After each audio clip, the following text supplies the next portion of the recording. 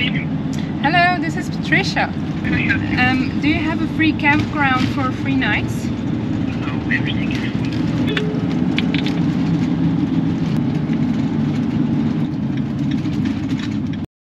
Ja, wir haben ein Problem. Ich bin Patricia. Und das ist Simon. In unserem Van bereisen wir Europa. Wenn du magst, begleite uns ein Stück. Grüezi. Wenn du so grüezi. Ah, okay, nochmal. Also. Grüezi. Servus. Und hallo. Und herzlich willkommen zu diesem Video. Wir sind mittlerweile in Kroatien, genauer gesagt in Podača. Das ist unterhalb von Split. Und nehmen dich mit, wir machen ein bisschen Campingplatz-Hopping, Inselhopping. Wenn dir dieses Video gefällt, dann lass uns ein Abo da, abonniere die Glocke, gib uns ein Like. Wenn du eine Frage hast, dann stell sie unten in die Kommentare. Und schön bist du da. Oh ja, wie du. Und jetzt sind wir schon ready und fahren los.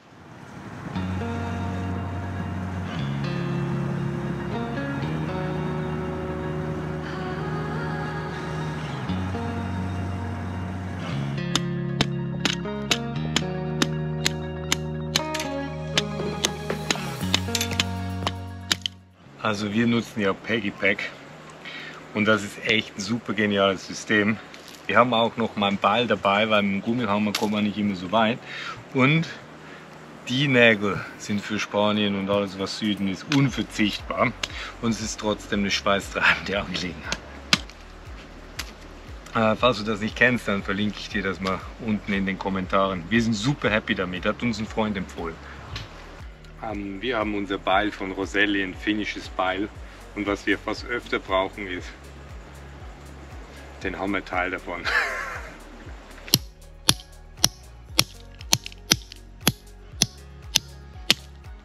Wie war das mit dem Roselli? Geht's gut? Mit dem Roselli geht's wirklich gut, aber leider ist dieses Gussteil hier gebrochen und das am Anfang von unserer Südentour. Pech, ne? Der erste kroatische Sturm hat uns erreicht, innerhalb von 10 Minuten, und es ist hier Land unter. Aber wir haben uns gut vorbereitet, es ist echt nur noch unser Tisch draußen. Die Markise ist noch okay, aber guck mal, der Regen, der da runterkommt, unglaublich.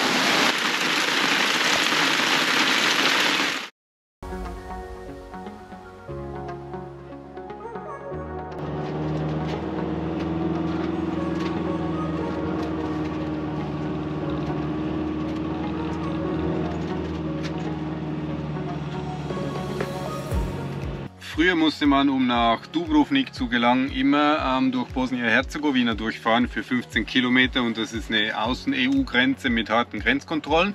Und jetzt haben die Kroaten eine Brücke gebaut, die haben wir vor 2 Jahren im Bau gesehen und fahren jetzt drüber. Ich glaube, die heißt Pelježac oder irgendwie so. Ob man Maut bezahlen muss, wissen wir noch nicht, aber auf jeden Fall fahren wir jetzt mal über diese neue Brücke auf diese Insel.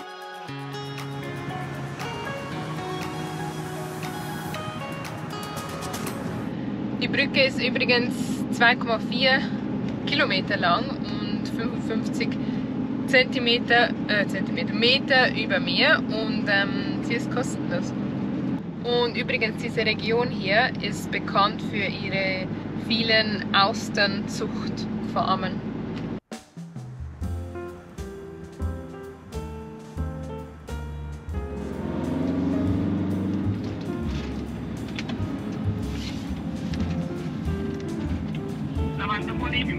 Hello, this is Patricia. Yes, how can I help you? Do you have a free campground for 3 nights? Okay, cool. Thank you. Bye. Fully booked. Fully.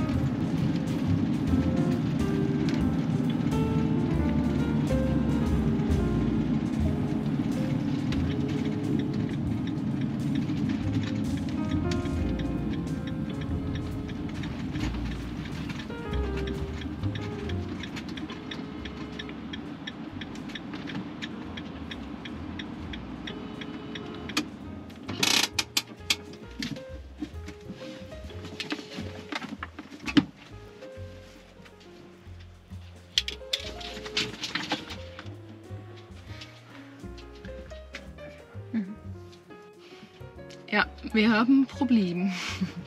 Wir haben noch nicht mal 13 Uhr. Wir waren jetzt beim ersten Campingplatz, der ist voll. Eben den zweiten habe ich angerufen, auch voll. Der dritte hat nicht, ging nicht ans Telefon. Es bleibt spannend, wo wir schlussendlich landen. Hello, this is Patricia. I've got a question. Do you have a free campground for 3 nights? We have open spots. Okay, then we're coming. I don't know how long do we have to drive, but we're coming. Okay, no problem. We are here. Okay, see you.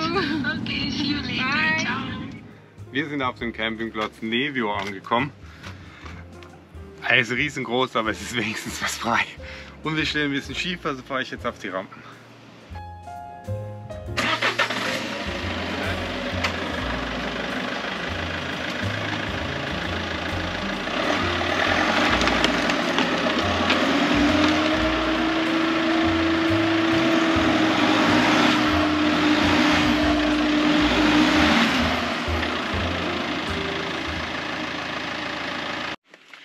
So, wir haben mittlerweile zu Mittag gegessen und waren vorhin noch kurz im Städtchen. Das ist echt ziemlich hübsch.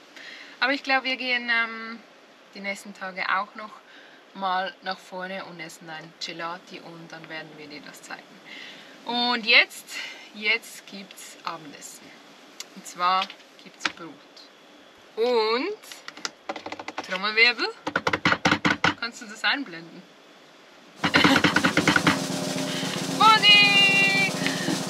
Fondue! Und das ist sogar noch unser Lieblingsfondue. Das Gletscherfondue von Pontresina. Das haben wir noch aus der Schweiz mitgenommen und das gibt es jetzt. So, wir haben uns mittlerweile rein verzogen, weil es so windig geworden draußen. Und jetzt haben wir gedacht, dann gibt es Fondue. Sowieso mal wieder Zeit. Und das ist so eine Fertigmischung. Die kommt einfach rein ins Kaklo. Oder du kannst auch eine normale Pfanne nehmen. Und dann muss man es nur noch würzen und aufkochen. Und fertig ist es.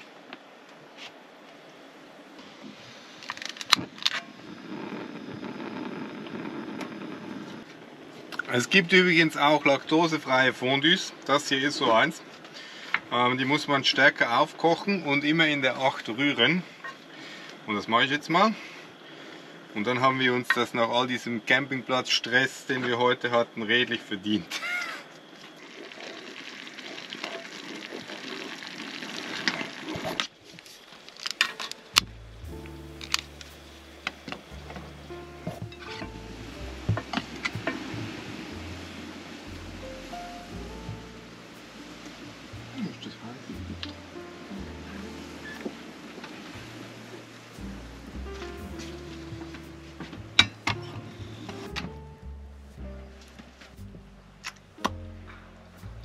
Guten Appetit, oder? Ein guter. Ein guter. Ja, Fondue macht müde und der weite Spaziergang von heute auch. Wie hat es geschmeckt? Sehr gut. Weißt du, was das Geile ist an diesem Campingplatz? Da gibt es eine Spülmaschine. Yes. Ja gut, ich muss ja sowieso nie spielen. Genau, aber ich. Also, wir gehen auch mal ins Bett. Bis morgen.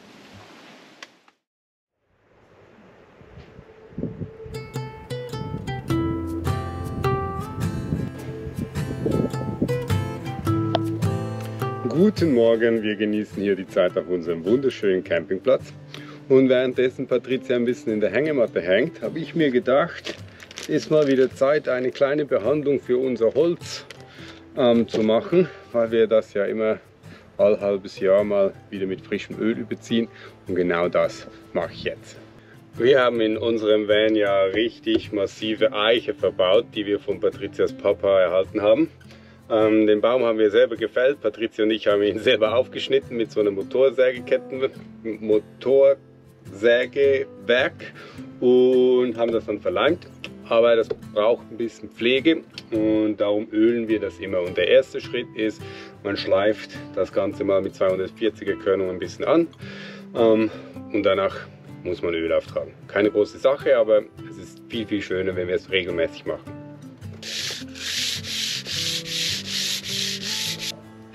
So, der Tisch ist fertig, jetzt kommt noch die Küchenarbeitsplatte dran. Besonders da hinten, da leidet es immer ein bisschen mehr, aber da gebe ich ein bisschen Härte mit dazu und dann hält es wieder ein halbes Jahr. Weil das letzte Mal haben wir das echt in Portugal gemacht, auf dem schönsten Campingplatz, auf dem wir auf Portugal überhaupt waren. Ich verlinke dir mal dieses Video.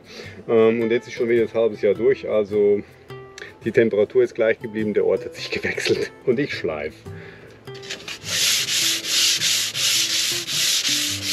So, das Schleifen ist fertig. Jetzt kommt unser super gutes Öl, das haben wir immer mit dabei, das ist aus Österreich, heißt Rubio Monocoat. Dazu gibt es ein kleines Döschen mit Härter. Und jetzt kann ich das ein bisschen vermischen und dann wieder ölen. Und das Wichtigste beim Ölen von Holz, das fragen wir jetzt mal Patricia, mal gucken, ob sie das weiß. Also das Wichtigste ist, wenn du ein Tuch nimmst, jetzt muss ich überlegen, wie ich das formulieren soll. Wenn du ein Tuch nimmst, dann darfst du das nicht in den Müll schmeißen, weil das ist hochentzündlich und entflammbar. Also das heißt, leg es immer auf eine gute Unterlage, das heißt, sprich zum Beispiel so einen Steinboden. Sehr gut, man soll Lappen vom Ölen nicht in den normalen Müll schmeißen, die sind selbstentzündlich, bis sie trocken sind. Also jetzt ist Ölen angesagt. Ich bin bereit, mein kleiner Lappen, kein Slivovitz, sondern Öl. Und jetzt muss ich das gut ins Holz einmassieren.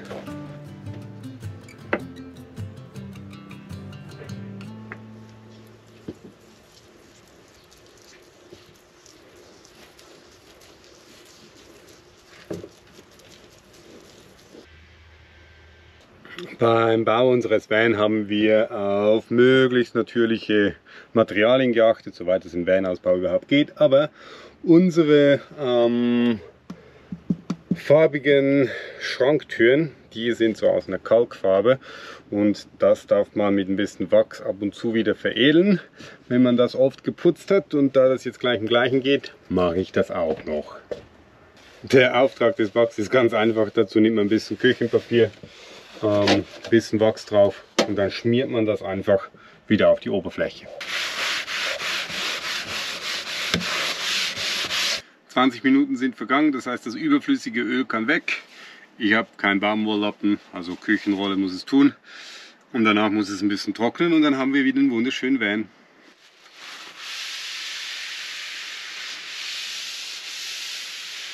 Ja, das war's. Für den Rest des Tages brauche ich keine Handcreme mehr. Und jetzt kann ich spülen gehen.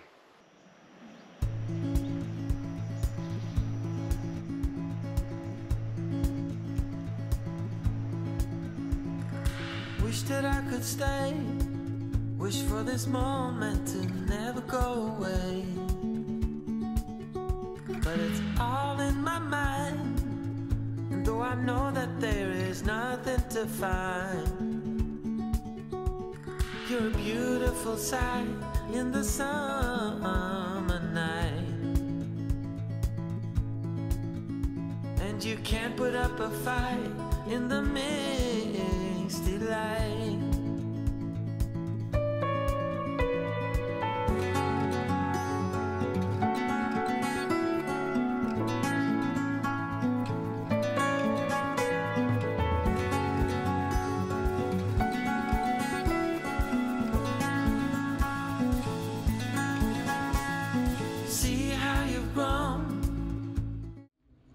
So, nachdem wir die Küchenabdeckung, den Tisch geölt, was haben wir noch gemacht? Gespült, Hängematte aufgebaut, alles erledigt, habe ich Sub aufgeblasen und heute ist der Wind mal nicht so stark. Also haben wir gedacht, schnell auf Sub und wir springen ins Wasser.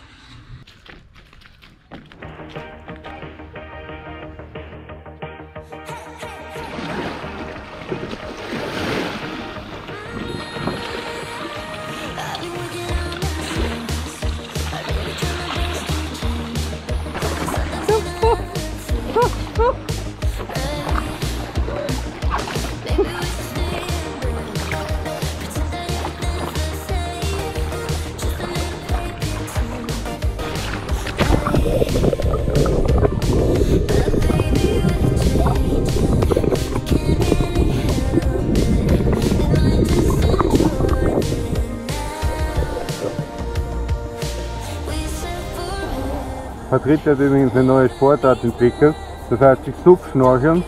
Das heißt, sie zieht die Taucherbrille an und legt sich vorne aufs Bett, ich kann rudern und sie kann Fische beobachten. Und momentan jammert sie gleich ein bisschen, weil das Wasser zu kalt sei.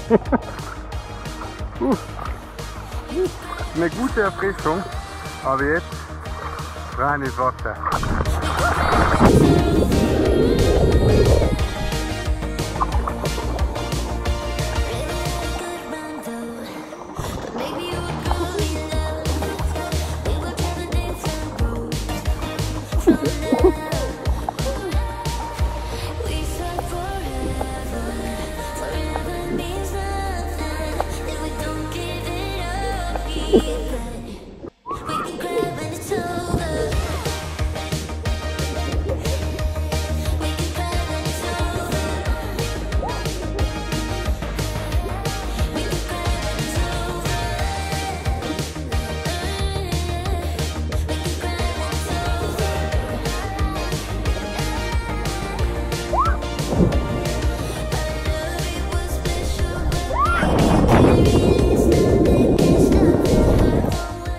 Hat das Spaß gemacht. Was kann man an einem Mittwochnachmittag Besseres tun als ins Meer springen?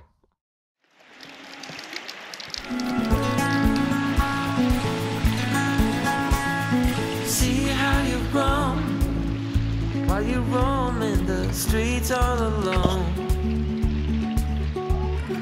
All you can see, thinking about what your life came to be.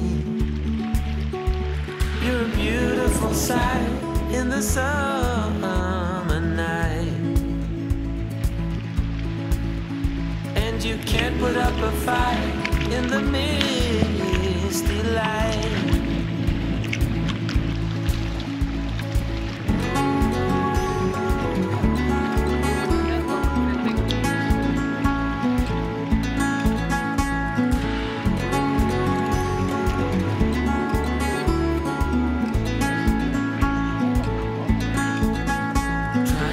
Another day, like the mothers of Brazil find their way. We're all on our own, but you're the most beautiful I've ever known. You're a beautiful sight. Der Schloss Tisana schließt nächste Woche und das hat Patricia jetzt dazu bewogen, ein zweites Eis zu holen. Eiscreme Nummer 2.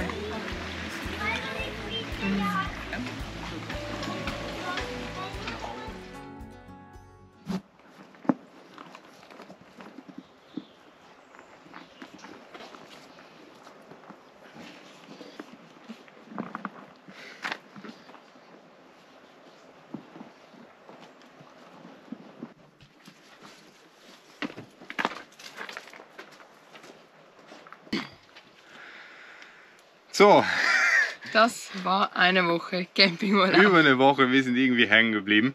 Unser Fazit zu Kroatien und Campingplatz.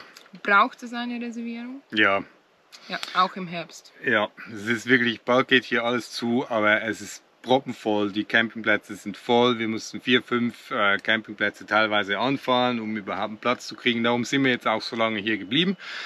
Also wenn du das auch planst, nach Kroatien zu fahren, dann ja, mach dir eine Reservation, vor allem Auch wenn du im Frühjahr, ja. Ja. Sie hat gesagt, im Frühjahr braucht es auch eine. und über Ostern und Feiertage sowieso. Und Kroatien und also vor allem Dalmatien haben wir dieses Mal so richtig ausgiebig bereist und das ist eine mega schöne Gegend mit super freundlichen Leuten. Also wenn du eine Frage dazu hast, dann stell sie uns unten in die Kommentare. Ansonsten, Wenn- schön warst du da. Ja, genau. Und wenn dir das Video gefallen hat, dann lass uns ein bisschen Liebe und ein Like da. Kommentiere Wir- unser Video. Ja, da habe ich schon gesagt. Ah, wirklich? Es ist Vormittag, wir sind noch nicht so richtig fit.